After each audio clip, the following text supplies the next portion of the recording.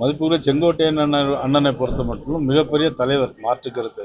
யாரும் இருக்கும் இடத்தில் இருந்து கொண்டால்தான் அந்த மரியாதை எல்லாமே இருக்கும். 77 இருந்து எம்எல்ஏ, அமைச்சர் போன்ற பல்வேறு பொறுப்புகள் வந்திருக்கிறாரு. நாங்கள் எல்லோரும் அவரை ஏற்கனவே மதிப்போம், இந்நாளைக்கும் மதிக்கத்தான் செய்வோம்.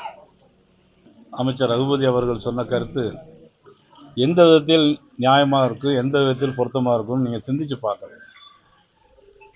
மதிப்புக்கு அறநிலைத்துறை அமைச்சர் சேகர்பாபு அவர்களை சந்தித்து விட்டு தான்